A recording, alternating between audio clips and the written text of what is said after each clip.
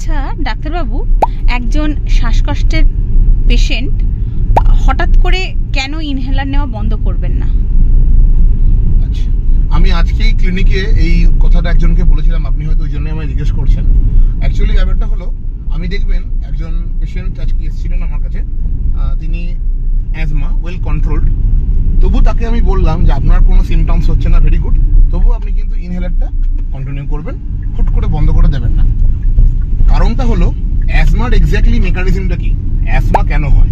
Asthma হলো basically আমাদের ভেতরের ব্রঙ্কিওলার ইনফ্লামেশন, মানে আমাদের যে শ্বাসনালীর মধ্যে যে কোষগুলো আছে ওগুলো ইনফ্লেমড, শ্বাসনালীর যে লাইনিংটা আছে ওটা ইনফ্লেমড হলে তখন বুকে সাঁই সাঁই শব্দ, কাশি এগুলো হয়। আর ইনহেলার এক্স্যাক্টলি কি করে, আমরা এক্স্যাক্টলি কোনটা দিই, আমরা দিই লং অ্যাক্টিং ইনহেলার। সেগুলো কি করে, সেগুলো একটা মেনটেনেন্স করে রাখে। Maintenance regarding what? Maintenance of the inflammation.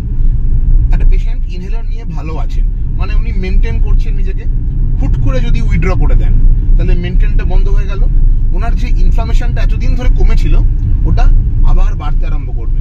এবং যদি ইনহেলার হঠাৎ করে উইথড্র করা হয় তখন কিন্তু অ্যাকিউট ফ্লেয়ার আপ হয়।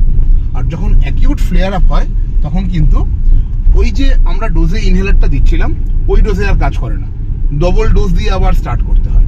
যে কারণে আমার বলা যে আপনারা যারা ইনহেলার নিয়ে ভালো আছেন তারা কিন্তু ডাক্তারের পরামর্শ ছাড়া ইনহেলার হুট করে বন্ধ করে দেবেন না। ইনহেলারটা যে ডোজে আমরা দিচ্ছি কন্টিনিউ করবেন। যখন আমরা বলবো ইনহেলারটা কমাতে, ডোজ কমানো বা ধরে নিন ফ্রিকোয়েন্সি কমানো, ওটা মেনটেন করবেন।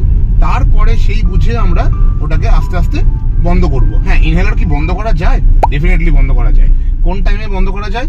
যখন পেশেন্ট সম্পূর্ণ ভালো এবং আমরা দেখি যে ইনহেলার একবার নিয়েও তিনি লাস্ট 3 মাস ধরে কোনো রকম কোনো প্রবলেম ফেস করেননি, তখন কিন্তু ইনহেলার বন্ধ করা যায়। Thank you.